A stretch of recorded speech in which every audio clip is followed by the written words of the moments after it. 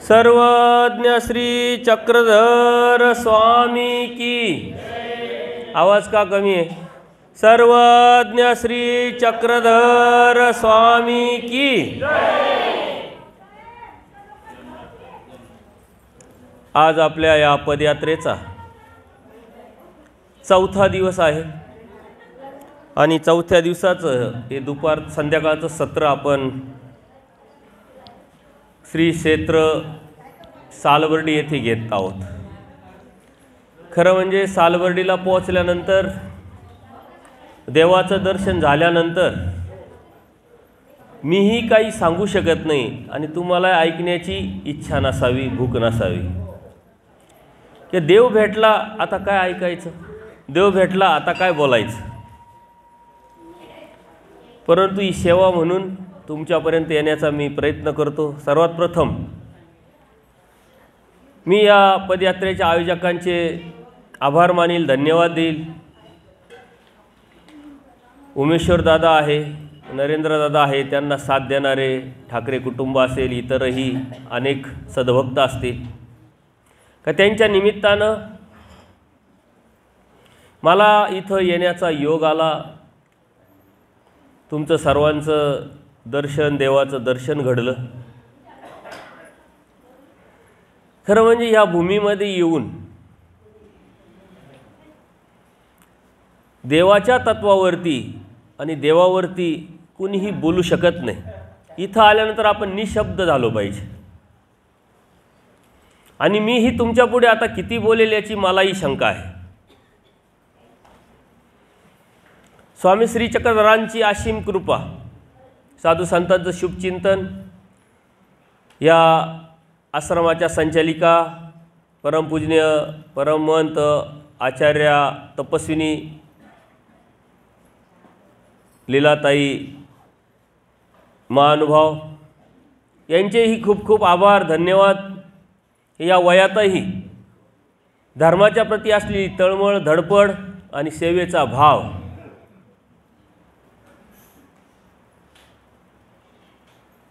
खरं म्हणजे आपल्या पदयात्रेमध्ये या स्थानाचं तुम्ही नियोजन केलं आणि इथे येण्याचं आपलं भाग्य आपल्याला लाभलं। अनेक वेळा इथून पाठीमागे आपण आलो असं स्थान केलं असेल, परंतु चिंतन महत्त्वाचं आहे। आपण चिंतन करत नाही, येतो, स्थान करतो, निघून जातो। ज्या जागेवरून आपल्याला देव भेटला,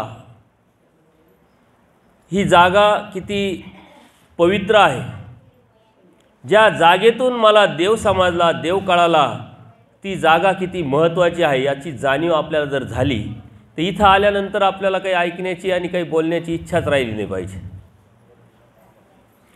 कारण परमेश्वराचे अनंत अवतार झाले, आजही अनंत अवतार आहे आणि उद्याही अनंत अवतार होते। देव कच्छ होती, मच्छ होती, देव नरामध्ये अवतरते, देव तिरेच्यामध्ये अवतरते, देव वेडा होय, देव पिसा होय, पण चालता बोलता देव तो दुर्लभ। स्वामी श्री चक्रधरांनी अवतार कार्य स्वीकारल्यानंतर भरवचला हरिपाळ देवाचं पतीत उठावल्यानंतर आपले देव रुद्रपूरला आलेले आहे। श्री गोविंदप्रभू बाबांची आणि त्यांची भेट झाली। भेट झाल्यानंतर शक्तीचा स्वीकार केला।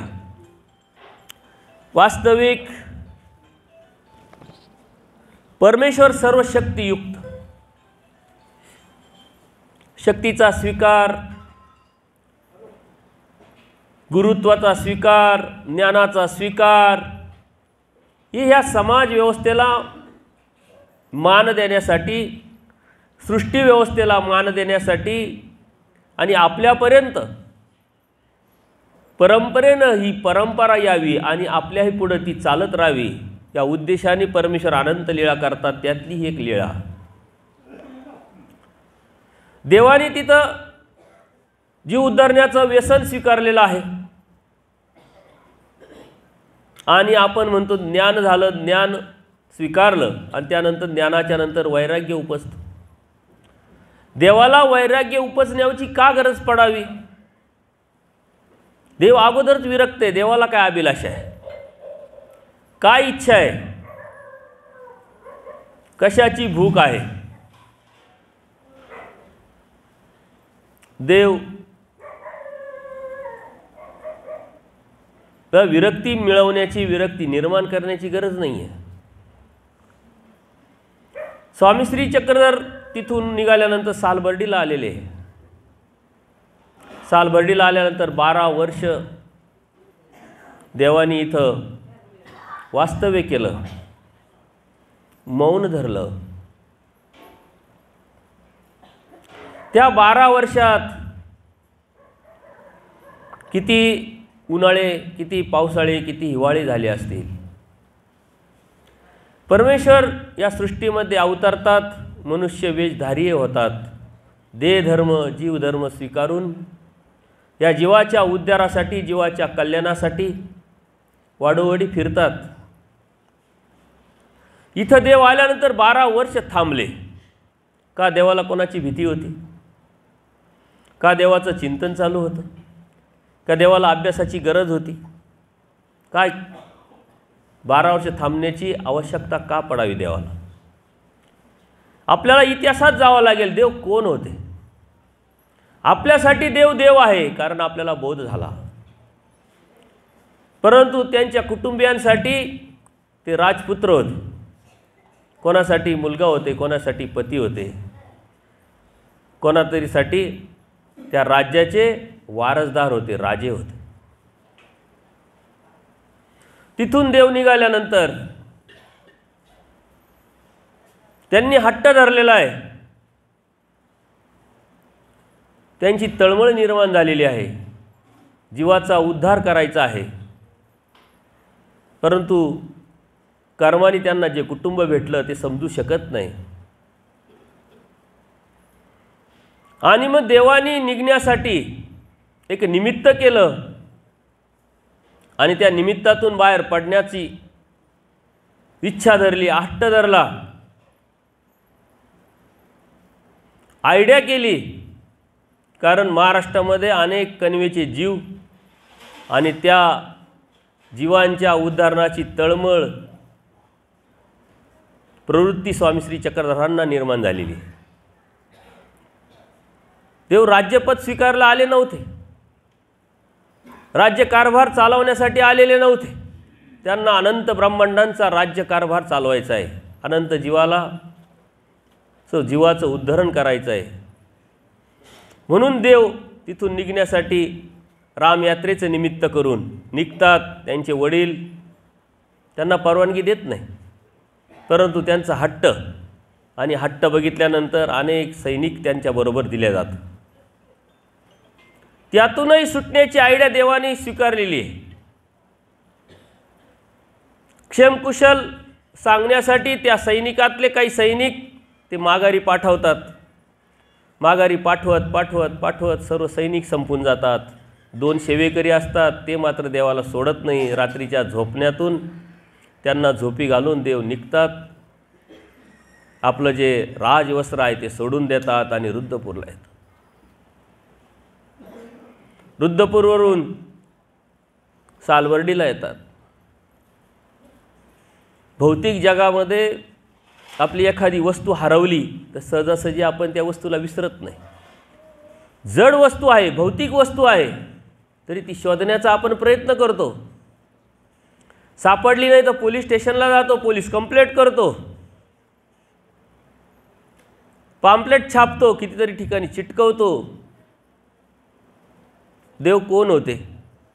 देवाला सहजासहजी त्यांच्या कुटुंबियांनी विसरले असतील का? सोडले असतील का? काही प्रयत्न केला नसेल का? आपल्या घरातली एखादी व्यक्ती हरवली, घरातून निघून गेली, तर आपण म्हणतो जाऊ द्या, गेली ते गेली. हरवली. काय शोधायचं असं आपण करतो का? नाही करत. आपण कितीतरी दिवस आस ठेवून तो प्रयत्न करत असतो, आटापिटा करत असतो. तसं स्वामी श्री चक्रधरांच्या परिवारानंही तो आटापिटा केला नसेल का याचा विचारच आपण करत नाही. परंतु देवाने त्याचा विचार नाही केलेला आहे. देवाने तुमचा विचार केलेला आहे. या महाराष्ट्रातली जिंची कणव त्या जीवाची, ज्यांना बोध द्यायचा आहे, उद्धार करायचा आहे, त्याच्यासाठी ही परमेश्वराची धडपड आहे. त्यांनी मागं फिरून बघितलं नाही, त्यांनी विचार केला नाही. त्यांचं जेवढं देणं होतं ते देवाने दिलं आणि तिथून निघाले. ते राजे होते, त्यांनी प्रयत्न केला असेल, रामयात्रेमध्ये जाऊन चौकशी केली असेल, सारा महाराष्ट्र धुंडाळला असेल, पण आता देवाला त्यांना सापडायचं नव्हतं आणि देवाला परत जायचं पण नव्हतं. आणि म्हणून 12 वर्ष देव या सालबर्डीमध्ये मौन अवस्थेत राहिले, स्वतःची ओळख लपून राहिले. विरक्तीची गरज नाही आहे त्यांना. देव स्वतः विरक्त आहे. देवाला काय अपेक्षा आहे, काय अभिलाषा आहे? ज्ञानाची गरज नाही. स्वयंप्रकाशित, स्वयंज्ञानी बुद्ध तो, त्याला ज्ञान घेण्याची काय आवश्यकता आहे? ही समाज व्यवस्था आहे. परंतु तरीही 12 वर्ष देव का राहिले? का विरक्ती आली? एखादी वस्तू हरवली, एखादा व्यक्ती आपल्यापासून दूर गेला तर आपल्या त्याच्या आठवणीत अखंड उडून जातो, जेवण सोडतो, रडत असतो, दुःख करतो, आपण अशक्त होतो, त्या आठवणीनं व्याकुळ होतो आणि मग आपल्या शरीरावर परिणाम होतो. देव कोणाच्यासाठी आकुळ झाले होते? कोणाची आठवण करत होते? कोणाची आस त्या देवाला लागली होती का 12 वर्ष त्यांनी वैराग्य अवस्थेत काढावं, विरक्ती अवस्थेत काढावं? एक एक क्षण आठवणीत काढावं. कोणाची आठवण आली होती? या महाराष्ट्रातले जे जीव होते, जे कणवेचे जीव होते, अधिकाराचे जीव होते, त्या अधिकारी जीवांची आठवण देवाला येत होती. इथं बसून देव पूजनीय माईम भटांची, पूजनीय आचार्यांची, पूजनीय बाईसांची, महादाईसांची आठवण काढत होते, प्लॅनिंग करत होते. ज्या ज्या अधिकाराचे जीव या महाराष्ट्रात ज्यांना ज्यांना देवाला भेट द्यायची होती, कोणी दर्शनीय होते, कोणी वेदवंत होते, कोणी बोधवंत होते, कोणी अनुसरून देवाचे होणार होते, त्या जीवांची आस देवाला लागली होती. हे सकळ जीवा ते चिंतित. ते चिंतन देवाच्या मनात होतं, हृदयात होतं. कधी मी इथून निघेल, कधी मी मेहकरला जाईल, कधी मी पैठणला जाईल, कधी बाईसांना प्रेम देईल, कधी मी आचार्यांना भेट देईल, कधी मी माईम भटांना बोध देईल. ही आस त्या देवाला लागली. या जीवाच्या तळमळीत देव धडपडत होते, तडफडत होते. म्हणून आपल्याला ती बाई अंगाची देवाची विरक्ती दिसत होती, पण अंतरांग देवाचं आपल्या चिंतनात बुडालं होतं. देवाला विरक्तीची गरज नाही, ते मुळातच विरक्त आहे.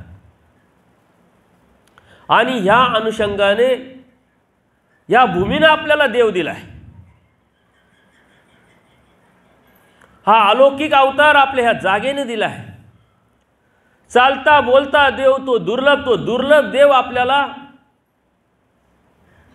या सालबर्डीने दिला आहे. म्हणजे आपल्या धर्माचा उगम म्हणजे सालबर्डी आहे. आपल्या देवाची सुरुवात म्हणजे सालबर्डी आहे. आपल्याला देव भेटण्याची, देव मिळण्याची, देवाची जाणीव होण्याची जागा म्हणजे सालबर्डी आहे. एखाद्या नदीचा उगम आपण सांगतो, एखाद्या जीवाचा जन्माची तारीख आपण सांगतो. तसं आपल्या धर्माची उगम या भूमीतून झाला आहे. सहजच विचार करा, देवाने आपलं मौन सोडलं नसतं तर, त्यांचे कुटुंबीय राजे होते. राजाकडं काय नसतं, लवाजमा असतो, शक्ती असते, सैनिक असतात. ते आले असते, देवाला शोधलं असतं, देवाला घेऊन गेले असते, तर अशा अनेक जरतरच्या गोष्टी. पण देवाला फक्त आणि फक्त आपला उद्धार करायचा. आपली त्या देवाला आस आहे. त्या कणवेच्या जीवांची देव चिंतन करताय, वाट बघताय. आणि ती वेळ एका छोट्याशा लीळेच्या माध्यमातून आपल्याला ती आली आणि भेटली. सशीक रक्षण ही लीळा आपल्या सर्वांना ज्ञात आहे, माहिती आहे. एक ससा आपल्या मरणाच्या भीतीनं आकांत बुडून पळतोय. पाठीमागं कुत्रे लागलेले, पारधी लागलेले, त्यांची शर्यत लागलेली आहे. ज्याचा कुत्रा त्याला पकडेल तो जिंकेल अशी ओढ लागलेली आहे. आणि त्यातूनच ही लीळा घडलेली आहे.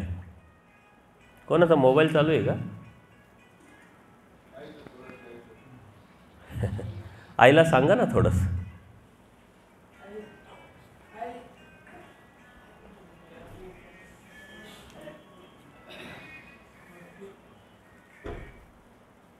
आईला हो ना, आपण बंद करू, तुमचं चालवा, काय अडचण नाही.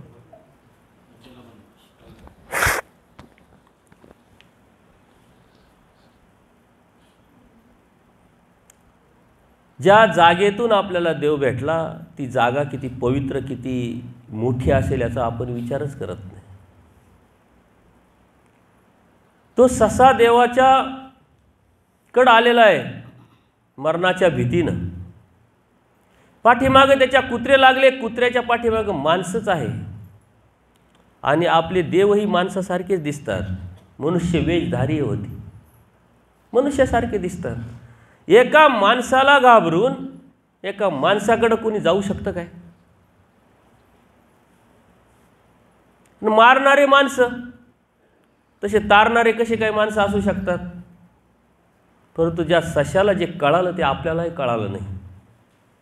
नरक योनीत गेलेल्या प्राण्याला जे समजलं, जे उमगलं, जे जाणवलं ते आपल्यालाही समजलं नाही. त्याला जी गॅरंटी आली, जी विश्वासार्हता आली, त्याच्यामध्ये जी निरावलंबता निर्माण झाली ना, ती आपल्या मनुष्य देहात, नरदेहात येऊनही आपल्याला समजली नाही. ते जर आपण समजून घेतलं तर आपल्याला देव भेटला. त्याला जाणवलं, उमगलं की मागचे जरी माणसं असले तरी हे त्यातले नाही, हे माझे हितक्ष. जसं पूजनीय भांडारेकरांना पाहता क्षणीच स्वतःचं हितक्ष जाणीव झाली आणि बाहेर पडले, त्याप्रमाणे त्या सशालाही कळालं. देवाकडे ते येतात, आपल्या श्रीचरणाच्या खाली त्यांना लपवतात, त्यांना आधार देतात, आसरा देतात. आणि मग ते सर्व लीळा तुमच्या समोर आहे. कुत्रे येतात, कुत्रे बघितल्यानंतर थांबतात, थबकतात. ते कुत्रे पण किती भाग्यवान का ती श्रीमूर्त त्या कुत्र्यांना पाहायला भेटले. आपण कशासाठी धडपडतोय, कशासाठी पदयात्रा काढतोय, कशासाठी स्मरण करतोय, कशासाठी स्थानवंदन करतोय, कशासाठी विडे वाहतोय, कशासाठी क्रिया करतोय, ते देवाची एक झलक आपल्याला कधीतरी कुठंतरी पाहायला भेटावी, प्रचितीला यावी, अनुभूती यावी. परंतु आपण अभागी जीव आहोत. आपण ते जोडलेलं नाही जे ते कुत्र्यांनी जोडले, त्या सशांनी जोडले. त्यानंतर ते पारधी येतात, हिंसक आहे. दररोज त्यांचा हाच उपक्रम, जंगलात यायचं, शिकार करायची, जाऊन हिंसा करायची आणि खायची. त्यांचा दररोजचा हाच उपक्रम. तोही उपक्रम त्या दिवशी सुरू झाला आहे. तो ससा देवाकडे आहे हे बघितल्यानंतर ते देवाला विनंती करतात की हा पैजेचा ससा आहे, तो सोडा, अन्यथा आमच्या भांडणं होतील, वाद होतील. देव अत्यंत शांत, निश्चल आहे, मौन आहे. ते पारधी त्यांचे सुद्धा आपण आभार मानले पाहिजे की त्या पारध्याच्या निमित्ताने तो चालता बोलता देव तो दुर्लभ आपल्याला भेटला. ते हिंसक जरी असले तरी देवाची श्रीमूर्त त्यांना पाहायला भेटली आणि त्यांच्या निमित्तानं आपल्याला देव भेटला. निमित्त मानिले. कोण आहे आपल्याला निमित्त? त्या निमित्ताची शृंखला सुरुवात इथून होते. तो देव आपल्याला भेटला, इथून भेटला. त्या देवाचं मौन इथून सुटलं. देवाने खूप आकंतांडव नाही केलेला आहे, शांततेने त्याला समजावलं आहे का ससा आहे, रानात राहतो, नाल्याचं पाणी पितो, खाली पडलेले गवत खातो. तुमचं यांनी काय केलंय? तुम्ही याला का मारतात? कशासाठी मारतात? थोडंसं निरूपण त्यांना परिणाम करून जातं. त्या निरूपणातून त्यांच्यामध्ये अंतर्बाह्य बदल होतो आणि एक सूत्र देवाच्या श्रीमुखातून निघतं. ते सूत्र जरी आपण समजून घेतलं आणि ते आपल्या जीवनात उतरवलं तरी आपल्याला देव भेटला. खूप काही करण्याची गरज नाही, खूप काही जाणून घेण्याची गरज नाही, खूप काही ज्ञानाची गरज नाही. पण आपण सूत्र समजून घेत नाही, आपल्या जीवनात उतरत नाही. सूत्र म्हणजे काय? आपल्या जीवनाचा तिढा, आपल्या जीवनाची अडचण, आपल्या जीवनाची संकट सोडवण्याचं दिलेलं साधन. गणितामध्ये सूत्र असतात बघा, सूत्राशिवाय गणितचं उत्तर काढता येत नाही. तसे आपल्या जीवनाचं उत्तर शोधायचं असेल आणि त्या उत्तरापर्यंत जायचं असेल तर वचनांचा, सूत्रांचा आधार घ्यावा लागेल. त्या देवाने आपल्याला एक सूत्र दिलं. ते पहिलं, मधलं आणि शेवटचं तेच सूत्र आहे, लक्षात घ्या. येत शरण आल्या काही मरण असे. येत शरण आल्या हेच आपल्या डोक्यात ठेवायचं. देवाने सांगितलं तत्व आहे, सिद्धांत आहे, एक आचार आहे, एक तुम्हाला विश्वासार्हता दिलेली, सिक्युरिटी दिलेली. मला काही अपेक्षा नाही आहे, मला कशाची अभिलाषा नाही आहे, मला तुमच्याकडून काही घेण्याची इच्छा पण नाही आहे. फक्त आणि फक्त येत शरण आल्या. मला फक्त आणि फक्त शरण या. तुम्हाला मी मृत्यूला जाऊ देणार नाही. मृत्यू झाला नाही तर जन्म नाही, जन्म आला, कर्म आले, परत नरक आले. याचा अर्थ फक्त आणि फक्त देवाला अनन्यभावे शरण जायचं आहे. त्या शरणागतातूनच परमेश्वर आपल्याला प्राप्त होणार आहे. हे आपलं तत्व, सिद्धांत आपल्या जीवनामध्ये आपण उतरवलं पाहिजे.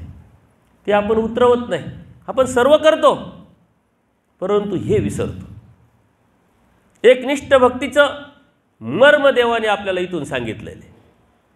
त्या सशाच्या, त्या पारध्याच्या, त्या कुत्र्याच्या निमित्तातून देवाचं मौन सुटलेलं आहे. यदा कदाचित ते मौन सुटलं नसतं तर आपल्याला देव आपला भेटला नसता. चालता बोलता तो देव दुर्लभ तो आपल्याला भेटला नसता. तो अलौकिक अवतार आपल्याला भेटला नसता. आपली मुक्ती झाली नसती. ती मुक्तीची आशा आपल्याला, संधी आपल्याला भेटली नसती. या भूमीचे अनंत उपकार आहे आपल्या. ते चिंतन आपल्या मनात झालं पाहिजे. काय सांगितलं देवाने? येत शरण आल्या. येत शरण आल्या, बाकी काही अपेक्षा नाही. आपण कशा कशात अटकलो? आम्ही कशा कशात अटकलो? तुम्ही कशा कशात अटकले? देव म्हणता येत शरण आल्या. बाकी काही करू नको, काही अपेक्षा करू नको. पण आपण देवाला शरण नाही जात म्हणून बाकीच्या गोष्टी साऱ्या करतो. आणि जर देवाला शरण गेलो तर बाकीच्या काही गोष्टी करण्याची गरजच नाही. आपण ज्या अर्थी बाकीच्या गोष्टी करतो त्या अर्थी देवाला आपण शरण गेलो नाही. देवाला जो शरण गेला त्याला बाकीच्या काही गोष्टी करण्याची गरजच नाही आहे. येत शरण आल्या हे आपण सतत चिंतन केलं पाहिजे. त्या हृदयात आपण त्याला फिट करून टाकलं पाहिजे, सेव केलं पाहिजे, आपल्या हृदयावरती ते कोरलं पाहिजे. परंतु आपण शरण न जाता बऱ्याच गोष्टी करतो. स्थानवंदन आहे, विडे आहे, कर्मकांड आहे, अंधश्रद्धा आहे, पूजन पाजन आहे. आम्ही ही शरण न जाता आम्हाला काय पाहिजे? अभिलाषा आहे. आम्हाला मनती पाहिजे आहे, आचार्य पाहिजे आहे, गाड्या पाहिजे आहे, आश्रम पाहिजे आहे, तुमच्याकडून पूजा अवसर पाहिजे आहे, पैसा पाहिजे. देवता येत शरण आल्या. आम्हाला काहीच नाही पाहिजे, फक्त तू शरण ये. आपण शरण न जाता बाकीच्या साऱ्या गोष्टीत अडकलेलं आहे. साऱ्या अडचणी तिथून निर्माण झालेल्या आहे का आपण समजून घेत नाही. आणि हे शरण गेल्यानंतर करायचं काय? आपल्याला तर देव पाहिजे. त्या देवाने आपल्याला अलौकिक असं सूत्र, अलौकिक असं तत्व, सिद्धांत सांगितले. त्याकडे दुर्लक्ष करून आपण पळतोय, कुठं कुठं पळतोय, कशा कशामध्ये पळतोय. परंतु ज्याला शरण येता येत नाही, ज्याला हे समजत नाही, त्यालाही देवाने कितीतरी उपाय सांगितले. नको शरण येऊ, स्मरण कर, चिंतन कर. नको शरण येऊ. काल मी वेगळा उपाय सांगितला, परवा मी वेगळा उपाय सांगितला. कोणते उपाय सांगितले आत्तापर्यंत सांगा. पहिला उपाय देवाच्या प्राप्तीचा, बोला. कोणता उपाय सांगितला? नाही, विसरून गेले. स्मरण, नामे वेद, नामे बोध, नामे साह्य, नामे प्राप्ती. दुसरं काय सांगितलं? विसरून गेले.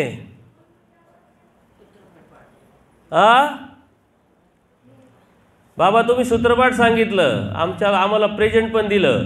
आम्ही आता ते घरी नेणार, देवपूजात ठेवणार, पूजा करणार आणि लईच काही वाटलं तर उशाला पण घेऊन झोपणार.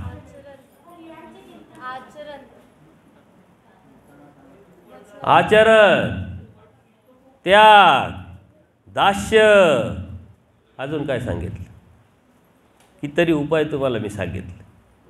तुमच्या डोक्यातच घुसले नाही तर काय उपयोगाचे. डोक्यात उतरले पाहिजे, त्या डोक्यातून हृदयात उतरले पाहिजे, त्या हृदयातून आपल्या आचरणात आले पाहिजे. अजून काय अत्यंत महत्त्वाचं तुम्ही विसरले. कालच सांगितलं तरी विसरले. देवाने 800 वर्षापूर्वी आपल्याला सांगितलं, आपण काय डोक्यात ठेवणार. आपल्या टाळग्यात एकच राहतं, सकाळचा काय पदार्थ होता आणि रात्री काय होता, चांगला नव्हता, मीठ कमी होतं, तिखट होतं, तेल होतं. परमार्ग तुमचं जीवन किंगा, पण परमार्ग आमचं जेवण झालं आहे. बाकी जेवणाचं आपल्याकडं लक्ष आहे, जेवणाकडं आपलं लक्ष आहे. अचूक पाहिजे. परमेश्वराने अचूक सांगितलं आहे, इकडून तिकडून तिकडून इकडून नाही सांगितलं आहे. ज्ञानमोचक सांगितलं की नाही? हा बाबा, बरोबर बरोबर. ते ज्ञान, ते ज्ञानयुक्त दास्यमोचक. काल सांगितलेलं तुमच्या डोक्यात राहत नाही. मी तुम्हाला काय सांगावं, कशासाठी सांगावं. आणि ही पदयात्रा संपल्यानंतर तुमच्या डोक्यात काय राहील आणि तुम्ही काय घेऊन जाणार आहात, परंतु मी तुमच्यासाठी सांगतच नाही. तुमच्याशी मी बोलतच नाही. मी माझ्याशी चिंतन करतो, मी मलाच सांगतोय. त्यामुळे तुमच्या डोक्यात काय आहे, काय घेऊन जायचं, काय सोडून जायचं, हा तुमचा वैयक्तिक विषय आहे. लक्षात घ्या. देव तर पाहिजे. सर्वांनी हात वर केले होते त्या दिवशी. कोणाकोणाला देव पाहिजे? हात वर करा. कोणाकोणाला देव पाहिजे? आता तर हात वर करायची सुद्धा हिंमत नाही राहिली. काय सांगावं, देव लगेच टक्कल करून आणि बाबा लगेच टक्कल करून कपडे काढून देतात का काय? ती सुद्धा हिंमत नाही राहिली आपल्यामध्ये. कसा देव भेटेल? आणि त्या देवाने तरी कशाला भेटावं तुम्हाला? आणि तुम्ही तरी हे का करावं, कशासाठी करावं? ज्ञानाशिवाय देव भेटत नसतो. म्हणून देवाने ज्ञानमोचक सांगितलं आहे. ज्ञानाच्या पलीकडे जाऊन दास्यमोचक सांगितलं आहे. नामे प्राप्ती सांगितली आहे. देवाने तर सांगितलं येतं शरण आली, पण शरण येता येत नाही. दास्य कर, ज्ञान घे, नामस्मरण कर. पण त्याच्याही पुढं देवाने सुंदर असं तत्वज्ञान आपल्या पुढं मांडलंय. येतं शरण आली. आपण फक्त शरण जायचंय. त्या शरणातूनच परमेश्वराला आपल्याला प्राप्त करता येणार आहे. आणि ते शरणागत गेल्यानंतर जो देवाने सांगितलेला आचार आहे, तो देवाने सांगितलेलं स्मरण आहे, जे देवाने सांगितलेलं ज्ञान आहे, जे देवाने सांगितलेलं दास्य आहे, ते कसं करावं? ओढून ताडून करावं, कृत्रिम पद्धतीनं करावं, लोकांना घाबरून करावं, लोकांनी मानव म्हणून करावं,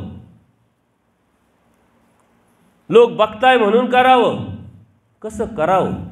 देव म्हणते स्वभाव प्रकटित जीव म्हणजे स्वभावत करावं. नैसर्गिकपणे करावं. स्वभाव, स्वतःचा भाव निर्माण झाल्यानंतर जे नैसर्गिकता येते, स्वभाववत येतं, तशा पद्धतीने करावं म्हटले. देवाने मुक्तीचे दरवाजे खूप खुले केलेले आपल्याला. स्वभाव प्रकटित जीव म्हणजे पूजनीय माईम भटांना हे तत्त्व सांगितलं. पूजनीय माईम भट म्हणतात, आमच्याच्यानी मुक्ती नाही आणि तुम्ही म्हणताय त्यांनी मुक्ती, ते एकच काय म्हणले, स्वभाव प्रकटला पाहिजे. स्वभाव प्रकटित जीव म्हणजे स्वभाववत. सकाळी उठल्यानंतर स्वभाववत दात घासतात तुम्ही, स्वभावात स्वभावाला जातात, स्वभावात आंघोळ करतात, स्वभावात भूक लागते, जेवण करतात, ताण लागते, पाणी पितो, त्याच्यात कोणत्याही प्रकारची कृत्रिमा नसते. अशा पद्धतीनं आपण धर्म सांभाळला पाहिजे. ज्या स्वभावत तुम्ही करायला जाल त्यावेळेस तुम्हाला विसरलेले असाल आणि त्या विसरण्यातून जे स्मरण आहे, त्या विसरण्यातून जे दास्य आहे, त्या ज्ञानाची कोणत्याही प्रकारची अहंता निर्माण होत नाही. जाणूनही नेणे तो सुदैव, सर्व येत आहे परंतु मला काहीच येत नाही असा भाव ज्याच्यातून निर्माण होतो ते ज्ञानमोचक आहे. 4 गोष्टी सांगता यायला लागल्या, 4 लोक ऐकायला लागले काय, मग मोचक झालो काय? तो भाव, ती कोमलता, ती हृदयातला ओले पण गेलं नाही पाहिजे, काठिण्य आलं नाही पाहिजे. काठिण्य येण्याची शक्यता खूप मोठ्या प्रमाणात असते. आम्ही मागच्या वर्षी बी पदयात्रा केली, त्याच्या मागच्या वर्षी पदयात्रा केली, यावर्षी केली. घरी जाऊन आता गावात 50 लोकांना सांगितल्याशिवाय आपलं मनच भरणार नाही. आम्ही पदयात्रेला गेलो, आम्ही पदयात्रेला गेलो. उपकार केला, धर्मावर केला, देवावर केला का त्यांच्यावर केला? काय केलं काय तुम्ही? पदयात्रेत असं केलं, पदयात्रेत तसं केलं, केलं काय तुम्ही? स्वभावत आपल्याच्यानं होत नाही. मी एका ठिकाणी असं सत्संगाला गेलो, निरूपण करता करता कोण पोथी ऐकतं, कोण कुठं जातं, तुमच्या भागात असा मार्ग आला होता, कोणी जात होतं का नव्हतं असं चेक करताना एका भक्ताने अभिमानाने हात वर केला. म्हणले सांग. आणि बाबा मी एकदाही त्या मार्गातली पोथी चुकवली नाही. सकाळी 8ला म्हणजे 8ला 100% तिथं पोचायचं, 8 ते 9 पोथी करायची, देवपूजा करायची, बाबांचं दर्शन घ्यायचं आणि मग दिवसभराचं काम. वा वा, काय भाग्यवान आहे म्हटलं तू. किती भाग्य जोडलंय का तू, एकही दिवस ती पोथी सोडली नाही. एवढ्या संसारातून, एवढ्या जबाबदारीतून वेळ काढला, तिथं गेला. मला उत्सुकता वाटली, मी पुढचा प्रश्न केला, विषय काय होता? तो थांबला. तो म्हणे बाबा विषय नाही सांगता येणार. महिनाभर तू काय केलं? फक्त आणि फक्त पाट्या टाकल्या. मग थोडासा वेळ जाऊ दिला, त्याला थोडासा विसर पडून दिला आणि मग मी प्रश्न विचारला की आपण महिनाभर मार्गात जात होते, कळत न कळत कधीतरी केव्हा तरी भरपूर पंक्ती आल्या होत्या का तुमच्या मार्गात? तुमच्या भागातल्या लोकांनी तिथं पंक्ती दिल्या होत्या की नाही? म्हणे हो दिल्या होत्या, साऱ्या आमच्याच पंक्ती होत्या, बुक होत्या. चांगलं आहे, भाग्यवान आहे, तुम्हाला अन्नदान घडलं, क्रिया घडली, अशा मोठ्या मार्गाची सेवा करायला भेटली. सांगा मग त्यावेळेस काय काय पदार्थ होते? त्यांनीच हात वर केला. सर्वात अगोदर सर्वात जास्त पदार्थ त्यांनी सांगितले का जो म्हटला महिनाभर मी पोथीला गेलो पण विषय कळाला नाही, त्यांनी मात्र प्रत्येक पदार्थ मला सांगितला. पोहे होते, शिरा होता, उपमा होता, मधून मधून साबुदाणा खिचडी पण व्हायची म्हणे बाबा. दुपारच्या जेवणाचे काय आयटम, संध्याकाळच्या जेवणाचे काय आयटम, मधून मधून ज्यूस, किती वेळा चहा, कधीतरी फळं पण यायचे म्हणे, काही प्रॉब्लेमच नव्हता म्हटले. आपण कुठं वेचल्या गेलेलं आहे? आपल्याला आवडी कशाची आहे? कुठं अटकले गेलो? तुम्हाला सांगितलं परमार्ग तुमचं जीवन किंगा, जीवन नाही जेवण किंगा झालं आहे. तुम्हाला काल काय मी सांगितलं हे माहीत नाही, परवा काय सांगितलं हे माहीत नाही, पण पदार्थ विचारल्यानंतर 100% प्रत्येकीनं सांगितलं असतं, प्रत्येकाने सांगितलं असतं. सकाळी काय खाल्लं माहिती आहे, मीठ किती कमी होतं माहिती आहे, तेल किती जास्त होतं माहिती आहे, सारं माहिती. आपल्याला काय पाहिजे यावरती सर्व अवलंबून असतं. परमेश्वराने तत्त्व सांगितलं आपल्याला. हे स्वभावत झालं पाहिजे. स्वभावत आपल्याला सांगता येतं ते आपल्या आठवणीत राहतं. जे स्वभावत आपण घेतो ते आपल्या आठवणीत राहतं. धर्म आपल्याला स्वभावात घेता येत नाही. धर्म आपल्याला स्वभावात करता येत नाही. थोडीशी सेवा केली का आपल्यामध्ये आनंद निर्माण होतो. मग मी तिथं गेलो, मंदिर झाडून टाकलं. मार्गात गेलो, मी स्वतः भांडे घासले. मार्गात गेलो, मी साधू संतांची सेवा केली. आपल्याच्यानी होत नाही. आपण मार्गात येतो आणि साधू संतांना सेवा करायला लावतो. कोणत्या वेळेस मार्गात जायचा सेन्स आपल्याला नाही आहे. तिथं गेल्यानंतर कसं राहावं, कसं खावं, काय बसावं, काय करावं हा सेन्स आपल्याला नाही आहे. मार्गालाही आपण कामाला लावलं, साधू लोकांनाही कामाला लावलं ना आपल्या देवालाही आपण कामाला लावलं. लक्षात घ्या. नांदेडच्या ब्राह्मणाने देवाला कामाला नाही लावलं का? आणि आजही आपण कामाला लावतोय. आपण विडे ठेवून देवाला कामाला लावतोय. देवा विडा ठेवतोय, बरं हे काम झालं पाहिजे, दमही देऊन टाकतो डायरेक्ट वरतो. विडा वायाच गेला नाही पाहिजे. क्रिया करतोय, मी झालं तर क्रिया करीन, अगोदर नाही. दम देतोय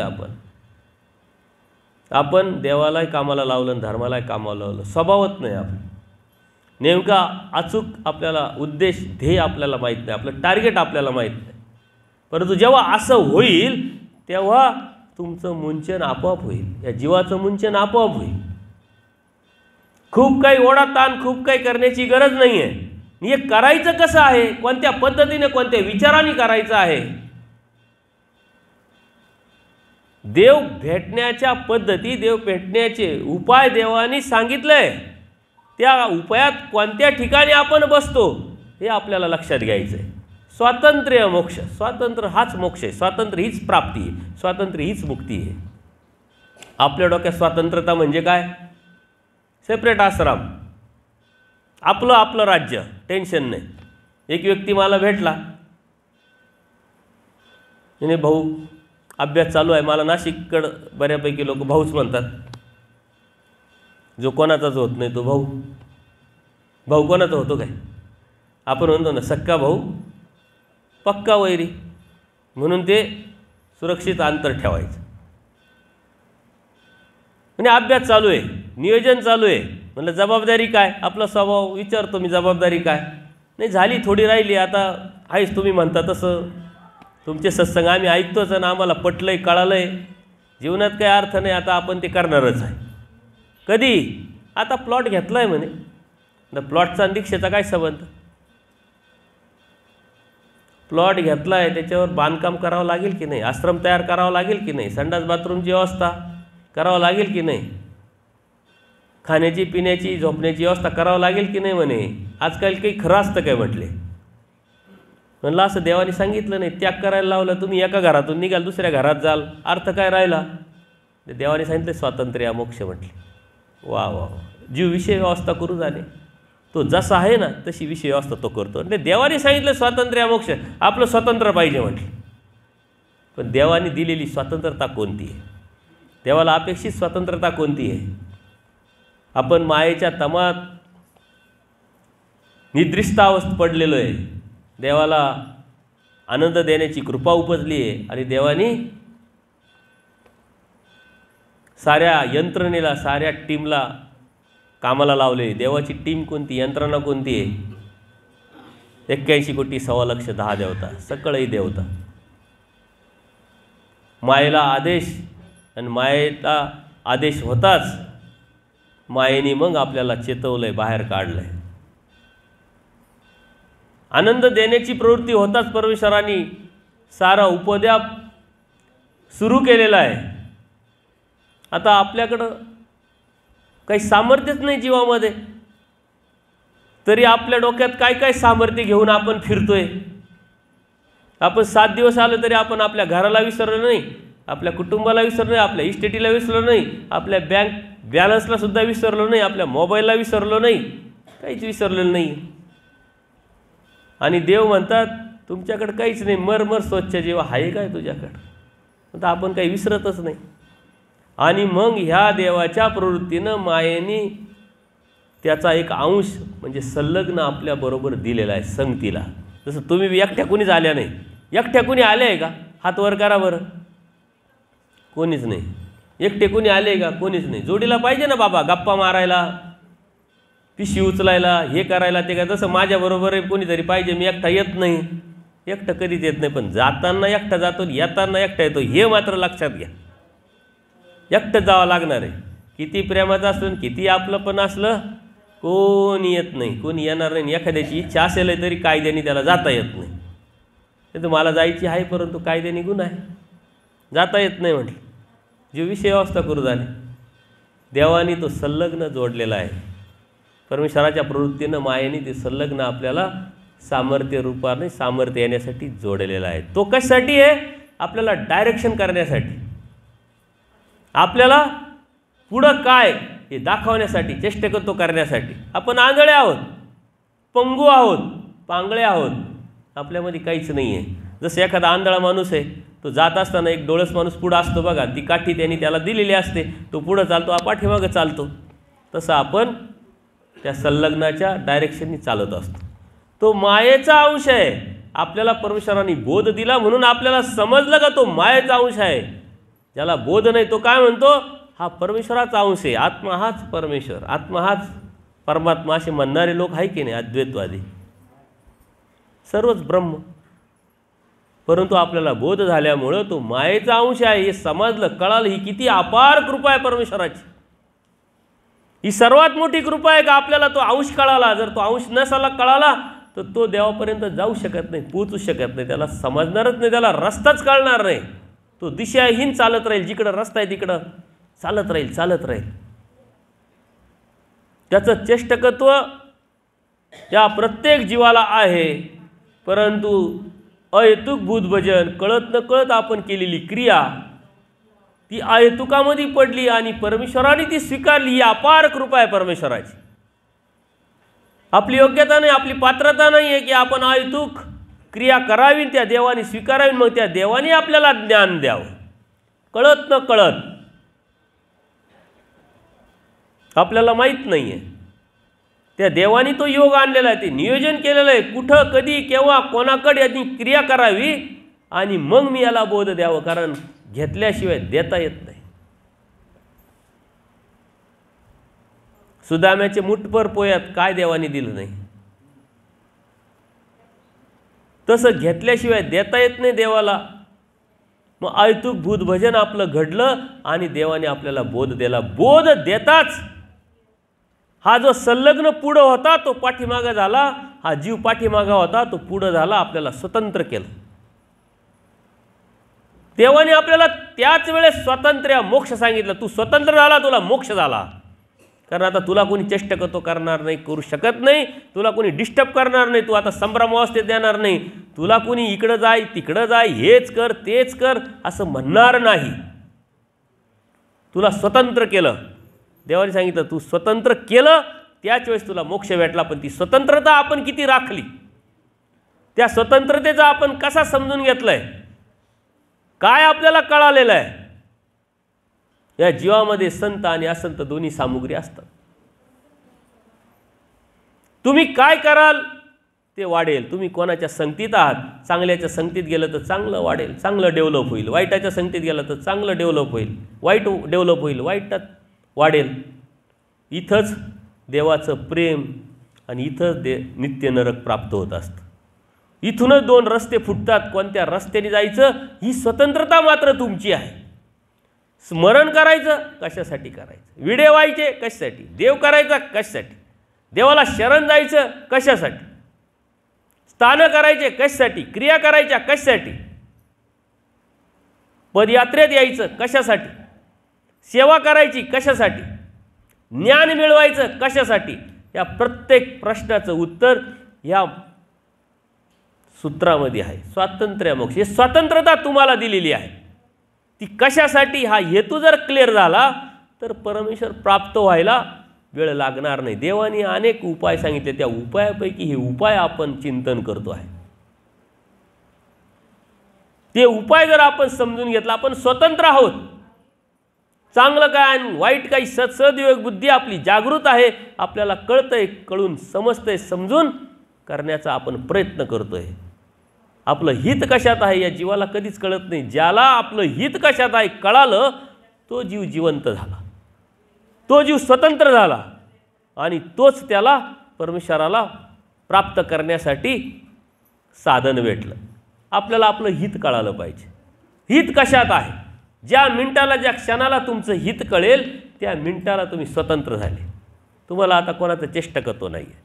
तुम्ही कोणाला डायरेक्ट तुम्हाला कोणी डायरेक्शन करणार नाही. डायरेक्टर तुमचा कोणीच नाही, तुम्हीच तुमचे डायरेक्टर. आता कोणाचं ऐकायचं, किती ऐकायचं, कसं ऐकायचं, कशा पद्धतीने ऐकायचं आणि त्यावरती कसं चालायचं ही स्वतंत्रता मात्र आपल्याला देवाने दिलेली. सर्व काही देवाने दिलेलं आहे आपल्याला. परंतु आपलं काय झालं आहे?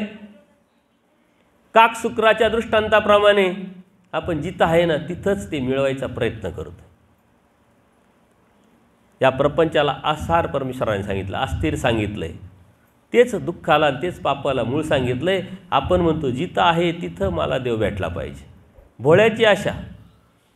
देव कोणाला पाहिजे म्हटल्यानंतर काही नाही तर 2-2 हात केले वरती, पटकन भेटेल का काय? कारण बाबांकडे काही जादू आहे का काय? खिशातच देव वाटतं की ध्यान लगेच दिला. एक हात नाही दिसला तर दुसरा दिसला पाहिजे. देवाने काय सांगितलं आपलं लक्ष नाही आहे. तो कावळा आणि डुक्कर कधीतरी तुम्ही पाहिला असेल. बरं, त्यात पाहण्यासारखं काहीच नाही आहे, तरी पण 100% जेव्हा ती प्रक्रिया चालू आहे ती प्रक्रिया पाहायला तुम्ही 15 मिनटं उभे राहिले. आता तुम्ही कबूल करणार नाही, परंतु पाहिले काय करतोय कावळा आणि काय करतोय डुक्कर. कधीतरी आपण थोड्याशा बाल्यावस्थेत असताना एक सहज लक्षात घ्या, रस्त्याने जातोय आणि डुक्कर चिखलात लोळतोय, ते सुद्धा पाहत आपण उभं राहिलो. शाळा भरून गेली, कॉलेज भरून गेलं, तिथं गेल्यानंतर कळालं की अरे आपण काय पाहत होतो आणि म्हणून लेट झालो. आपल्याला पाहण्याची ती इच्छा आहे, परंतु आज आता समाजाचं दडपण असल्यामुळं आपल्याला लाज वाटते. लाज्यरूप धर्म देवाने सांगितलं आहे, स्त्रियांशी रक्षण. इकडं तर काही सांगितलंच नाही आहे, त्याच्यामुळं आहे का नाही प्रश्नच आहे.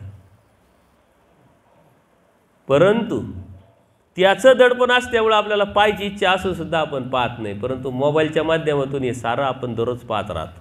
ही घाण आपण पाहत राहतो. ते डुक्कर चिखलात जातं, घाणीत जातं, त्याला तिथलं खाद्य खायचं असतं. आता वरती बी घाण, खाली घाण, मधी घाण, कारण ते डबकं आहे घाणीचंच.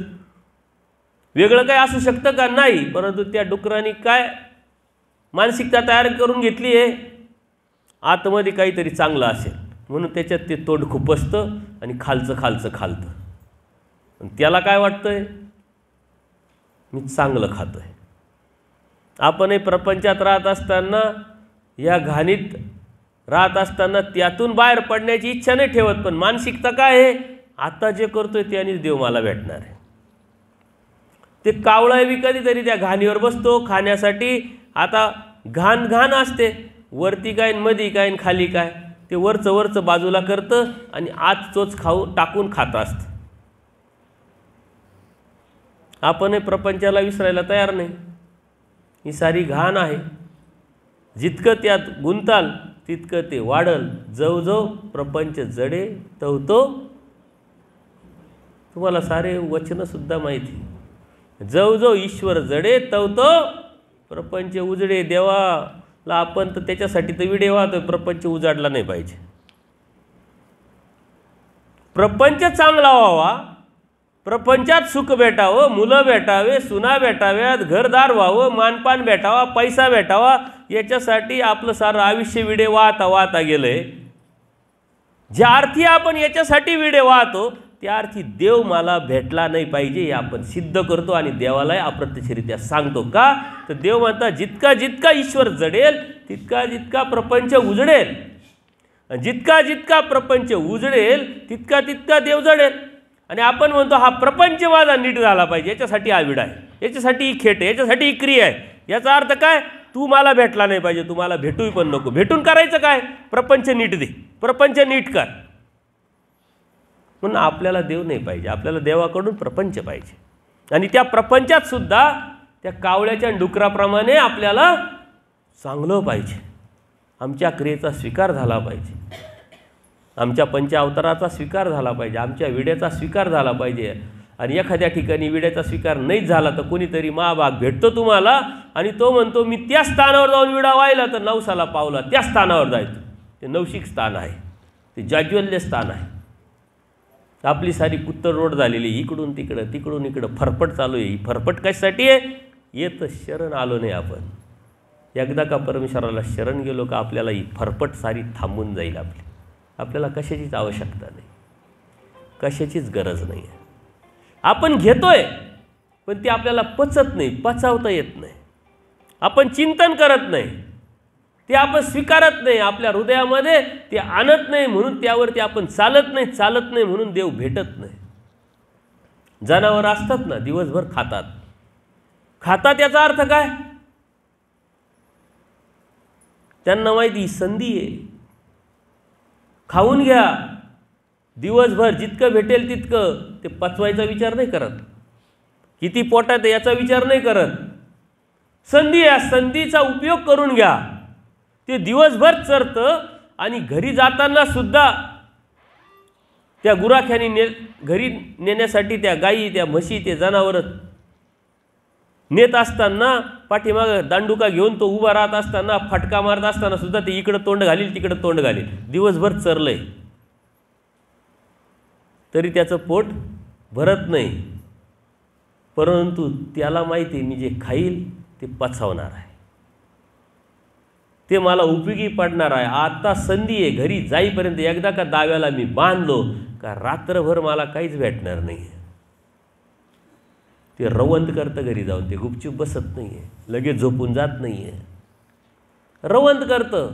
त्या रवंतनानं त्याचे धातू धष्टपुष्ट होतात, त्याला उपयोगी पडतात आणि मग त्याचं जीवन चालू होऊन जातं. मालक बसलेलाच काम करून घ्यायला. आपण काय करतो? खातो आणि लगेच झोपतो. का? पचलं पाहिजे. आणि एका वचनाचं त्यावेळेस 100% पालन करतो. अन्य वार्ता करू नका, झोपा काढा. देवाने सांगितलं, मग खा आणि झोपा. दुसरं काही काम आहे का आपल्याला? काहीच काम नाही आपल्याला. आणि खाल्ल्यानंतर झोप पण येते. याच्या पाठीमागं सायंटिफिकली कारण आहे. ते पचवण्यासाठी जे रक्ताभिसरण जे आहे मेंदूकडे जाणारं, ते मेंदूकडून जठराकडे जातं. मेंदूकडं कमी रक्तपुरवठा झाल्यामुळं आपल्याला सुस्ती येते आणि आपण मस्त झोपतो. टेन्शन नाही. आपल्याला देव पाहिजे नाही का? तर आपण रवंत करत नाही, म्हणजे चिंतन करत नाही. काल सत्र झालं, पडल्या चिंतन करावं, चर्चा करावी. काय सांगितलं, हे नाही सांगितलं, हे समजलं नाही, हे कळालं नाही. तुला काय कळालं? तुम्ही एवढ्या बाया आहे, एवढे पुरुष आहे या पदयात्रेमध्ये. सत्र झाल्यानंतर त्या सत्रावरती कोणी चर्चा केली का? हात वर करा बरं. विचारलं का? सांगितलं का एकमेकीला की हे मला कळालं नाही? किंवा झोपता झोपता त्याचं चिंतन केलं का की काय सांगितलं बाबांनी? नाही चिंतन केलं. त्याच्यामुळं आपल्या हृदयात ते उतरलं नाही, हृदयातून ते आपल्या आचरणात आलं नाही. म्हणून आपण त्या धर्मावरती चालत नाही आहे आणि म्हणून देव भेटत नाही. आपण चालतोय परंतु त्या परमेश्वराकडं जाण्यासाठीचा रस्ता आपला आहे की नाही हे चेक करायचं काम आहे. कष्ट तर करावंच लागतं, पण ते कष्ट दिशाहीन असेल, जे चालणं दिशाहीन असेल, जे अभ्यास दिशाहीन असेल, जी क्रिया दिशाहीन असेल, जे स्मरण दिशाहीन असेल, तर त्याला काही उपयोग नाही. दिशा पाहिजे. दिशा ही उद्देशावरती ठरतं, ध्येयावरती ठरत असते. तुम्हाला देव पाहिजे तर चिंतन करावं लागेल. आपण चिंता करतोय, चिंतनच करत नाही. चिंता कशाची आहे? मी 7 दिवस आलो, आता काय होतं का नाही, करता का काय? चिंता कशाची आहे? आता सालबर्डीला आता आलोय, गर्दी तर खूप आहे, आता जागा भेटेल का नाही झोपायला? आम्ही येताच पाहिलं, या लगेच पथाऱ्या टाकून आणि जागा पकडायला सुरुवात झाली होती. किती टेन्शन आहे आपल्याला. झोपायचं टेन्शन, खायचं टेन्शन. तुम्हाला आता बाबाचं कधी संपल याचं बी टेन्शन. तुमचे चेहरे दिसतात आम्हाला, मग त्यावेळेस आम्हाला लगेच लक्षात येतं टेन्शन आलं आहे, आता थांबून घ्या. टेन्शन कशाचं घ्यायचं? आपण लोडच घेत नाही. बाबा सांगत आहे, सांगू द्या. बाबा लोड घेत आहे, आपण लोड घ्यायचा का नाही? स्वतंत्रता आपली आहे ना. बाबाला टेन्शन आहे, आपल्याला काही टेन्शन आहे का? आणि आपल्या देवानी तर टेन्शन घेतलेलंच आहे. ते टेन्शन घेतलं म्हणून कुठून कुठून कुठून इथपर्यंत आले, टेन्शन घेतलं म्हणून 12 वर्ष राहिले. ते टेन्शन होतं या जीवाचं, तुमचं चिंतनाचं टेन्शन होतं. जर यदा कदाचित मला इथं नाही राहता आलं, महाराष्ट्रात नाही फिरता आलं, अधिकारी जीवाला, कन्वेच्या जीवाला नाही भेटता आलं, नाही बोध देता आला, नाही दर्शनाचं गोमटं देता आलं, तर काय याचं टेन्शन देवानी घेतलं आहे. आणि म्हणून देव 12 वर्ष चिंतन करत बसले. देवानी टेन्शन घेतलं. आपल्याला एवढं चालायला ना, आम्ही तर एसी गाडीमध्ये तरी थकून जातो. देव कुठं फिरले, कुठं नाशिक, कुठं भंडारा, कुठं नांदेड, कुठं सालबर्डी, कधीतरी महाराष्ट्राचा नकाशा समोर आणा, ते रस्ते, ते किलोमीटर बघा. आज गाड्या आहे, रस्ते, सिमेंटचे रस्ते. आपले देव आपल्यासाठी पायी पायी फिरले, अनवानी करपात्री भिक्षा मागितली. आपल्यासाठी आपल्या देवानी काय केलं याची जाणीव आपल्याला नसल्यामुळं आपण लोडच घेत नाही, आपल्याला टेन्शनच नाही आहे. काय केलं देवाने आपल्यासाठी? आपल्याला थंडी वाजली तर आपण काय करतो, गरम झालं तर आपण काय करतो, पाऊस आला तर आपण काय करतो. देवाने काही तर आश्रम बांधून बसले होते 12 वर्ष. त्यावेळेस उन्हाळा नसेल, पावसाळा नसेल, हिवाळा नसेल. ते देव अनंत ब्रह्मांडांचे नायक असं यांनी का करावं? असं कोणासाठी करावं, कशासाठी करावं? फक्त आणि फक्त आपल्यासाठी. आपण तिथं बघत नाही त्या सशाच्या ठिकाणी, आपण त्या पारद्याच्या ठिकाणी आपण स्वतःला बघत नाही, त्या कुत्र्याच्या ठिकाणी आपण स्वतःला बघत नाही. आपण म्हणतो आले, मुक्ताईला दिलं दर्शन, सशाला दिलं दर्शन, आचार्यांना दिला बोध, बाईसांना दिलं प्रेम, याला ते दिलं, त्याला ते दिलं. आपल्याला काय दिलं असा विचार करून आपण दुःखी. म्हणून आपल्याला परमेश्वराने आपल्यासाठी काय केलं याची जाणीव नाही. ती जाणीव का नाही? तर आपल्याला देव पाहिजे नाही. देव पाहिजे नाही म्हणून आपला रस्ता योग्य नाही आहे. तुम्ही धार्मिकता करताय, हा संस्कार आहे तुमच्यावरती, म्हणून आपला संकल्प पण नाही, कशाचाच नाही संकल्प. संकल्प पाहिजे. आपण कोणाचं ऐकायचं आहे आपण ठरवायचं आहे, आपलं ठरत नाही. कोरोना काळामध्ये आपले भारताचे पंतप्रधान नरेंद्र मोदी साहेबांनी काय सांगितलं? लॉकडाऊन. मग तुम्ही किती मोठे, तुमच्या किती पैसे आणि किती गाड्या आहे, उपयोगी पडल्या का? कधीतरी काहीतरी राजकीय लोकांनी दादागिरी केली का घरातून निघाले, चला आपण लोणावळ्याच्या फार्म हाऊसवर जाऊ, चला आपण गोव्याला जाऊ, तरी त्यांच्यावर कंप्लीट झाल्याने त्यांना अटक केली. नियमाला सर्व बंधन, कायद्यात सर्व पकडलेले आहे. लॉकडाऊन लॉकडाऊन आपण सारं घरात बसलो.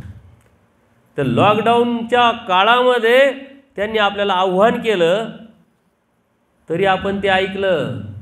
रात्री दिवे लावा, लावले. काय करा म्हटले? अजून थाळ्या वाजवा, वाजवले. एका जीवाला सांगितलं, आपण ऐकलं. आपल्या देवाने आपल्याला काय सांगितलं? येत शरण आले काही मरण असे. आपण ऐकत नाही, देवाचं नाही ऐकत. देवाला देव मानतो का? देवाला देव समजतो का? आपण आपले हितक्षे असं समजतो का? नाही समजत.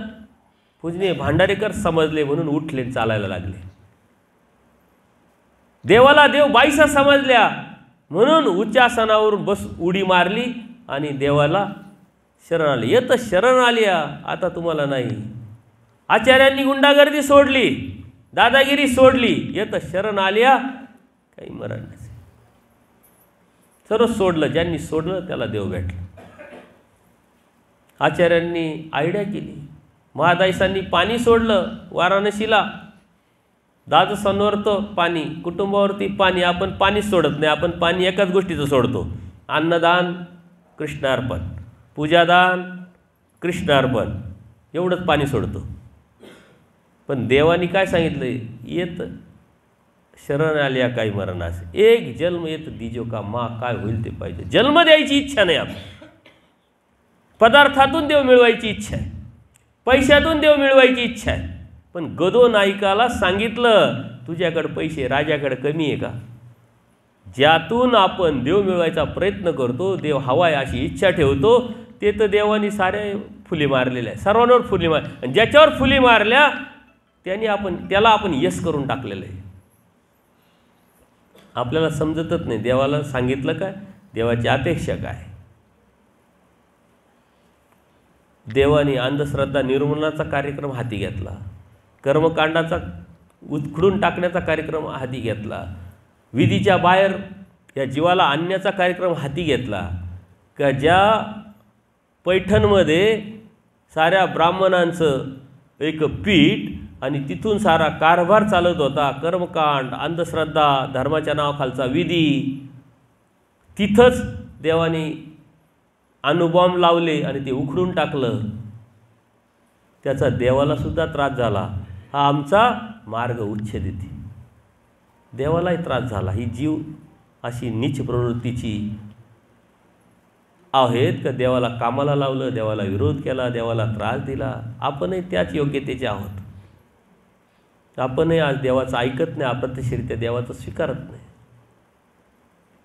देवाने सांगितलेलं आहे त्याकडं आपण दुर्लक्ष करतो, याचा अर्थ आपल्याला देव कळाला नाही, समजला नाही. अप्रत्यक्षरित्या आपण देवाला त्रासच देतो आहे. देवाला स्वीकारलेलं नाही, देवाला समजलेलं नाही आहे, देवाची जाणीव आपल्याला झालेली नाही आहे. जेव्हा होईल तेव्हा मग शरण जाणं म्हणजे काय, आज आपण कोणत्या ठिकाणी याचं चिंतन करतो याचं भान ठेवा. का ज्या ठिकाणाहून देव आपल्याला भेटला, ज्या ठिकाणाहून देवाने आपल्याला परमेश्वराच्या प्राप्तीचं अत्यंत गुह्य वचन सांगितलं, तत्त्व सांगितलं, या वचनाव्यतिरिक्त देव दुसरे सांगू शकले असते. पाप, हिंसा पाप, पाप तो नरक. कशाला हिंसा करतो तू, नरक जाशील, दुःखात जाशील, हे सांगायला पाहिजे होतं देवाने, कारण ते हिंसा करायला आलेले आहे. परंतु देवाने तसं नाही सांगितलं. देवाने त्या पारद्यांसाठी नाही सांगितलेलं आहे. देवाने त्या सशाला संरक्षण देताना तुम्हाला संरक्षण दिलेलं आहे. देव म्हणता येत शरण आले, तो मला शरण आलेला आहे, आता याला मरण नाही. जर यदाकदाचित तुम्ही प्रयत्न केला तर इकडूनचं ब्रह्मांड तिकडं दुसऱ्या ब्रह्मांडावर आपटून क्रॅश करेल. मी निराभिमान आहे, पण आपल्या लागे स्वाभिमान. ज्याचा मी अभिमान घेतला आहे त्याच्यासाठी सर्व शक्तीपणाला लावेल. देवाने पारद्यांसाठी नाही सूत्र सांगितलं. यदाकदाचित पारद्यांसाठी जर देवाला सूत्र सांगायचं असतं, हिंसा पाप, पापतो नरक हे सांगावं लागलं असतं. पण नाही, जो शरण आलेला आहे त्याच्यासाठी देव आहे, तो शरण आलेला नाही त्याच्यासाठी देव नाही. त्या सशाचा देवाने अभिमान घेतला आहे आणि त्या अभिमानात त्यांना सांगितलं, समजले, त्यांनी हिंसा सोडली आणि तेही निघून गेले. इथून पुढे आम्ही हिंसा करणार नाही, हा त्यांचा संस्कार. आणि परमेश्वराच्या दर्शनाचं काय त्यांना लागेल ती कणव जी असेल ती असेल. परंतु देवाने अभिमान कोणाचा घेतला आहे? सशाचा. देव म्हणतात मी निराभिमान आहे, पण आपल्या लागेस अभिमान. दादोसांनी चेष्टा केली होती एकदा. महादाईसाला म्हणले आंघोळ करा, गुरुवाचं पाणी पिले. कारण महादाईसांनी काय केलं होतं, देवाच्या श्रीचरणावरती धूळ बघितल्यानंतर त्यांना देवाचे श्रीचरण क्षालन करायचे, चरण तीर्थ घ्यायचं होतं. डोक्यात विकल्पच नाही आहे कोणाचं पाणी, कशाचं पाणी, कुठलं पाणी. महादेवाचं मंदिर आहे, त्याच्यावरती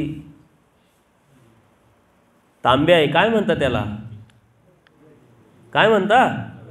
हां, जोरात तर बोला, ऐकू येईल. गळती, गळती म्हणतात. गळती, गळती, ते सुद्धा बोलायला तुमच्या जीवावर येतं काय? स्पष्ट आवाज आला पाहिजे, मोठ्याने बोललं पाहिजे, कळालं पाहिजे. गळतीचं पाणी घेतलं, डोक्यातच आलं नाही. इथं महादेव बसले, शंकर बसले, देवता आहे, ती कोपल, ती उठल, ती दुरावर बसल, डोक्यातच नाही. माझ्या देवासाठी ना, मग कोणाला घाबरायचं काही कारण नाही. चरणतीर्थ घेतलं. बिडारवा गेल्यानंतर दादोस म्हणतात तुम्ही आंघोळ करा, कारण दादोस ब्राह्मण. त्यावेळेचं ती जाती व्यवस्था, ते सोवळं ओवळं, ते म्हटले आम्ही कशाला आंघोळ करू, सकाळीच केलेली आहे. मी कधीतरी म्हणत राहतो, मी गेलो का म्हणतो पाय, मी सकाळीच आंघोळ केली. 10 वेळा कुठं पाय धुतात. म्हटले तुम्ही आंघोळ केली बरोबर आहे, पण तुम्ही गुरुवाचं पाणी पिले. अहो गुरुवाचं कसं काय पाणी पिलो म्हणे, आम्ही स्वामी श्रीचरण चरणतीर्थ घेतलं, स्वामींचं चरणतीर्थ घेतलं. जर चुकीचं असतं तर देवाने सांगितलं असतं. अहो म्हणे श्रीकृष्ण महाराजांच्या समोर यादव झुंजून झुंजून मेले, जीव नरकात गेला काय स्वर्गात गेला काय फरक पडतो. महादैसाच्या डोक्यात फिट्ट झालं. आपल्याला कधीतरी कोणीतरी भेटतं, काही खरं नाही होते ते काय असं, आपण लगेच हलक्या डोक्याचे, आपण स्वतंत्र नाही ना, विचाराने स्वतंत्र असलं पाहिजे. स्वातंत्र्य मोक्ष देवाने सांगितलं. आपली विचारधारा स्वतंत्र असली पाहिजे, देवाची, धर्माची, सिद्धांताची, आचाराची, विचाराची असली पाहिजे. ती कास आपण धरलेली पाहिजे. आपण कोणाच्या बळक्यात येतो, बिन बुडाचं गाडगं जिकडं ढकललं तिकडं. धर्मात ते चालत नाही. निर्णय क्षमता पक्की पाहिजे, विचाराची दृढता पक्की पाहिजे. माझ्या देवाने काय सांगितलं त्याच्यात कॉम्प्रोमाइज नाही, तडजोड नाही. कोणी काही म्हणू, कोणी काही करू, काही मतलब नाही. ती तेवढी दृढ नव्हती, पक्की नव्हती. देवाला देवाचा तर आरामाची वेळ आहे, पण देवाकडे आले म्हणे का हो देवा, जीव नरकात गेला काय आणि स्वर्गात गेला काय, देवाला काय पडलं नाही. देव उठले ताडकन, पौढ झालेले देव उठले. म्हणे असं कोण म्हणतं म्हणे, असं दादोसाने सांगितलं. तिथं कोण होता म्हणे माझं, कोणी इंद्राचा, कोणी चंद्राचा, कोणी कशाचा, कोणी काय. एक अर्जुन माझा होता. त्या अर्जुनाच्या केसाला जरी धक्का लागला असता ना, एक ब्रह्मांड दुसऱ्या ब्रह्मांडात आपटून क्रॅश केला असतं. मी निराभिमान आहे, पण आपल्या लागे स्वाभिमान. ज्या सशाला मी आपलं म्हणलो, जो मला शरण आलेला आहे, त्याला आता मरण नाही. तुमच्या केसाला धक्का लागणार नाही. परंतु कधी शरण गेल्यानंतर, संकल्प सोडल्यानंतर. दुपारीच परमपूजनीय प्रसन्न मुनींनी काय सांगितलं, माझा संकल्प सोडला होता, 12 वर्षी किती अडचणी आल्या, किती संकट आले, माझ्या केसाला धक्का लागला नाही. आपला ॲक्सिडेंट होऊ नये म्हणून आपण कुठंतरी कर्मकांड करून त्या घराला काहीतरी बाहुली बांधू, गाडीला बाहुली बांधू, मिरच्या आणि लिंबू बांधू, पण देवाला संकल्प सोडणार नाही. एवढी देवावरची आपली निस्सीम निष्ठा आहे. एवढा देव आपल्याला कळालेला आहे, समजलेला आहे. बांधणी करून गाडी घेतली. एक सद्भक्त त्यांनी गाडी घेतली, स्थानावर भेटले, पेढा घ्या, गाडी घेतली, चांगली गोष्ट आहे, अभिनंदन. नाही आता मी XYZ बाबाकडे चाललो. म्हटलं गुरु असतील भेटायला. देवाने निमित्त मानीचे सांगितलं आहे, गुरुप्रेम अभिमान असतो. म्हणले गुरु का तुमचे? नाही गुरु नाही म्हणे, गुरु तर आमचे तिकडं आहे. म्हणलं मग इकडं कशाला चालले? नाही ती गाडीची, ती बाबा काय म्हटले, गाडी घ्यायची, गाडीचा ॲक्सिडेंट होऊ नये, बांधणी करावं लागते म्हटली. बांधणी म्हणजे काय? ते काहीतरी करत असतील पूजापाठी, 5000 रुपये सांगितले म्हटले. येथीच्या पाठीमागं धावाल, तुझा ॲक्सिडेंट करणारे तुझं कर्म आहे, तुझा अप्रयत्न आहे. ह्या अशा बांधण्या करून जर गाड्यांचे ॲक्सिडेंट झाले नसते तर आपले मंत्री कोण आहे, PWDचे गडकरी साहेब, त्यांना सांगायला पाहिजे होतं का एवढे रस्ते भारी करायची काही गरज नाही, खबरदारी घ्यायची काही गरज नाही, सीट बेल्ट लावायची काही गरज नाही. त्या गाड्यावाल्यांना सांगायला पाहिजे का तुम्ही एअरबॅग बसवायची गरज नाही, आमच्या साधूंकडे या, गाड्या बांधणी करून घ्या, तुमच्या गाड्यांचा ॲक्सिडेंट होणार नाही. ही बुद्धी, दिवाळखोर बुद्धी ही मानवांची असू शकत नाही. मानव विचाराने स्ट्रॉंग असतात. जो स्ट्रॉंग विचाराचा असतो तो फक्त आणि फक्त देवाचा विचार करेल. येतं शरण आल्या काही मरण असे, देवाला मी शरण गेलेलो आहे, मी स्ट्रॉंग बुद्धीचा, माझा देव कळाला, माझा देव समजला. जो मध्यम बुद्धीचा असतो ना, तो सांसारिक गोष्टीचाच विचार करेल. मग त्याची भक्ती सांसारिक सुखासाठी, काकसुक्राच्या दृष्टांतानुसार त्याचं स्थान वंदन, त्याची क्रिया, त्याची विडे, त्याची पदयात्रा फक्त आणि फक्त तो मध्यम बुद्धीचा आहे. आणि कनिष्ठ बुद्धीचा काय करल? याची निंदा, त्याची निंदा, हा असा तो तसा, दोषदर्शिका. मानव स्ट्रॉंग बुद्धीचा असतो, जो देवाला शरण गेलेला असतो आणि देवाव्यतिरिक्त त्याला काहीच सुचत नाही. का तर अनिक सामायतेत अनंत न सामाय, अनंत सामायतेत अनंत, अनिक न सामाय अनंत. तो अनंत की त्या देवाची आगाधत्व, ते अनंतत्व देवाला दिलेलं देवानी बोध त्याला ते कळालेलं असतं. तो म्हणतो नाही, अनिक नाही पाहिजे माझ्या डोक्यात, न कर्मकांड, न विधी, न अंधश्रद्धा, अनंत. तो अनंत की म्हटले. या गोष्टी आपण लक्षात घेत नाही. देवाने सांगितलेलं तत्व येतं शरण आल्या काही मरण असे. शरण जायचं आहे आपल्याला. आपली बुद्धी कशी आहे? स्ट्रॉंग असेल तर मानव आहे. तो देवाचाच विचार करेल, देवाच्या वचनाचा, देवाच्या तत्वाचा, देवाच्या सिद्धांताचा, परमेश्वरांनी सांगितलेल्या आचाराचा जर विचार करत असाल तर तुम्ही मानव आहात. कर्मकांडाचा, अंधश्रद्धेचा, विधीचा विचार करत असाल तर तुम्ही मानवच नाही. दुष्टपर भक्ती करत असाल तर तुम्ही मानवच नाही आहे. स्ट्रॉंग बुद्धीवाला देवावरती, समर्थवादावरती निष्ठा ठेवतो. देव समर्थ आहे, अनंत ब्रह्मांडांचा नायक आहे, देव सर्वज्ञ आहे. देवाचा CCTV कॅमेरा अत्यंत पॉवरफुल आहे. कुठे जा, काही बोला, काही करा, देवाला कळते, देवाला समजते. देव सर्व साक्षी आहे. ज्याची बुद्धी आहे तो परमेश्वराचा भक्त आहे.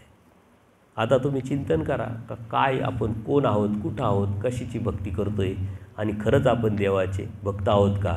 इथं एक देवाला संकल्प सोडून जा का मला देवा तू पाहिजे, मी तुला शरण आलेलो आहे, शरण येतोय. माझे अडथळे, माझे दुःख, माझे अडचणी दूर करा. अनेक विडे वाहिले ना, अनेक वेळा तुला मागितलं ना, अनेक वेळा तू पण दिलेलं आहे.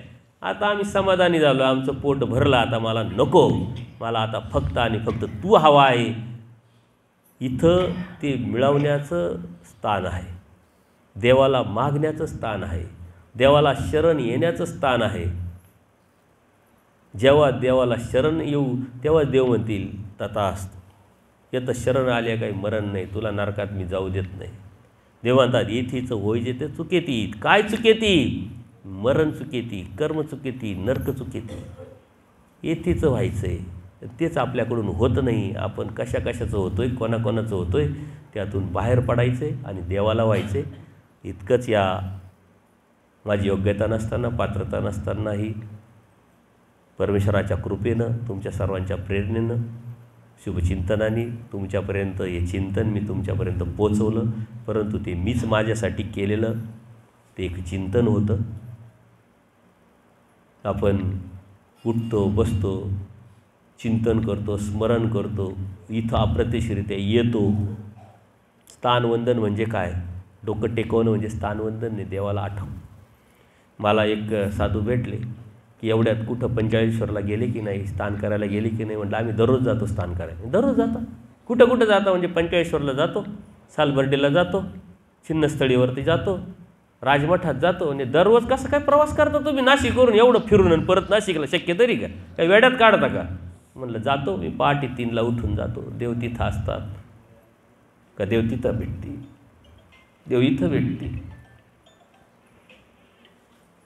त्या प्रवासाला मला गाडीची काही गरज नाही. देव म्हणतात आठवलं पाहिजे, आपण आठवत नाही. दररोज जातो, इथं येऊन नुसतं डोकं टेकून जातो आणि दररोज स्मरण करून देवाला आठवत असेल तरी येऊन जातो. आपल्याला कसं शक्य आहे हे आपण समजून घ्यायचं. आपण शारीरिक दृष्टीतून यायचं, मनातून यायचं, बुद्धीतून यायचं. कसं यायचं का देव मला भेटेल, माझ्या हृदयात येईल. आणि इथं तर जे राहतात ते खरंच साधक जे आहे ते भाग्यवान आहे का ते देवाचं दररोज चिंतन करताय, देवाच्या शरण आलेले त्या इथं येण्याचा त्यांना योग आला. या तपस्विनी आहे, साधक आहे, इथं त्यांना स्मरण करण्याचा योग, चिंतन करण्याचा योग, ते स्थान करण्याचा योग. 12 वर्ष या डोंगरात नुसते जाऊन एखाद्या झाडाखाली ते डोंगराकडे जरी पावत राहिलो ना, आपण स्मरण केलं ना, चिंतन केलं ना, माझे देव इथंच 12 वर्ष होते. हे जरी चिंतन केलं त्यांनी तरी त्यांना देव भेटेल. आपण आज आलोय, आज डोंगर पाहू आणि निघून जाऊ, ते परत आठवल का नाही? कारण तिकडं गेल्यानंतर इकडचं कायला आठवतंय? हे दररोज ते बघताय. खरंच भाग्यवान आहोत. यावरती काही शंका असेल तर विचारू शकता. सर्वज्ञ श्री चक्रधर स्वामी दंडवत.